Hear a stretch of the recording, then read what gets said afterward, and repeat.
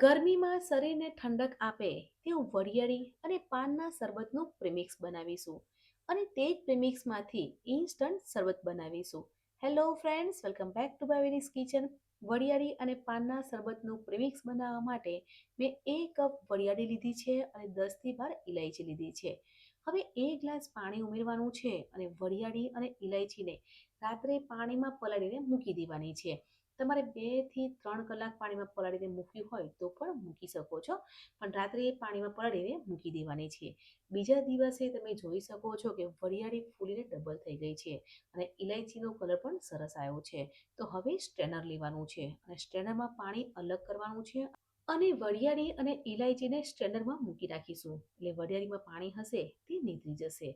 Friends, આજે આપણે પાનનો શરબત બનાવીએ છીએ, એટલે મેં કપૂરી પાન લીધા છે.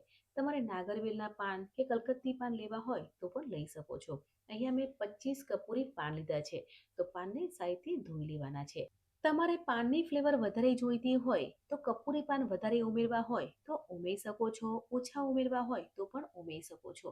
અને પાન ના ઉમેરવા હોય અને એકલો વરિયાળીનો શરબત બનાવવો હોય તો પણ બનાવી શકો છો. પણ વરિયાળી અને પાનનો શરબત બનાવીએ છીએ ને તો એક નવો ટેસ્ટ લાગે છે અને સાચે જ શરબત ટેસ્ટી બને છે. તો અહીંયા મેં 25 કપૂરી પાન લીધા છે, તો બધા જ પાનને ધોઈ લેવાના છે. એક ક્લીન નેપકિનમાં પાનને કોરા કરી લેવાના છે. પાનમાં પાણી ના રહે તે રીતે કોરા કરી લઈશું. તો બધા જ પાનને નેપકિનમાં લઈ લઈશું અને કોરા કરી લઈશું.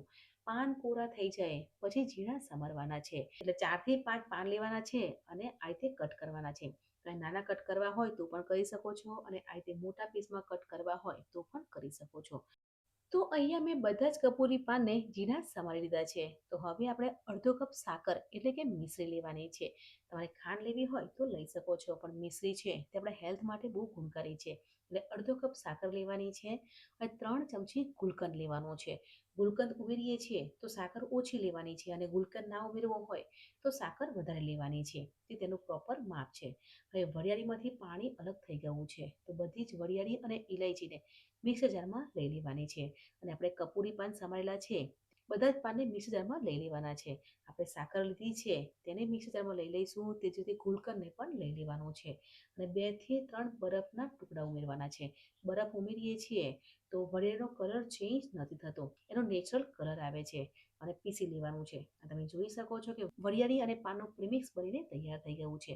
પણ ફ્રેન્ડ્સ, આજે આપણે સ્ટોર કરી શકાય ને તેવું પ્રીમિક્સ બનાવીએ છીએ અને આ પ્રીમિક્સ બનાવીએ અને તમે 10 થી 12 દિવસ ફ્રીજમાં સ્ટોર પણ કરી શકો છો. ઘરે મહેમાન આવે ત્યારે ઇન્સ્ટન્ટ શરબત બનાવીને આપી શકો છો. તો વરિયાળીની પેસ્ટને પેનમાં લઈ લેવાની છે અને ધીમા તાપે કૂક કરવાની છે, એટલે 6 થી 7 મિનિટ કૂક કરી લઈશું. એટલે વરિયાળી અને પાનનો કલર ચેન્જ થઈ જશે ત્યાં સુધી કૂક કરવાનું છે. તમે જોઈ શકો છો કે જેમ જેમ વરિયાળી શેકાય છે તેમ તેનો કલર ચેન્જ થાય છે અને આ રીતે કલર ચેન્જ થઈ જાય ને ત્યાં સુધી શેકવાનું છે. આ રીતે આપણે શેકીને પ્રીમિક્સ બનાવીએ છીએ ને તો પ્રીમિક્સ 15 થી 20 દિવસ સુધી બગડતું નથી.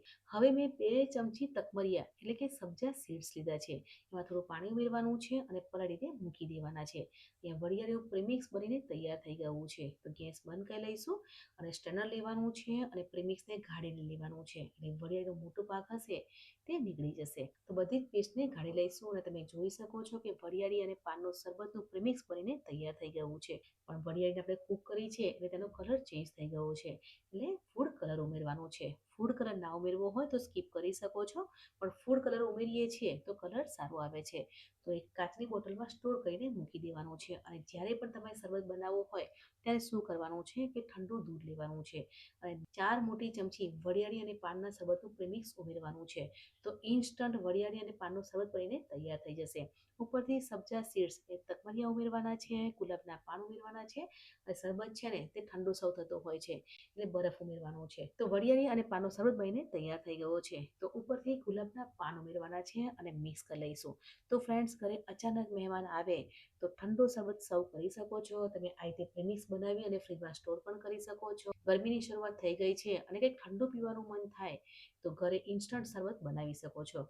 ફ્રેન્ડ્સ, વરિયાળી અને પાનનો શરબત બનીને તૈયાર થઈ ગયો છે. તો શરબતને સર્વિંગ ગ્લાસમાં સર્વ કરીશું અને ઉપરથી ગુલાબના પાનથી ગાર્નિશિંગ કરી લઈશું.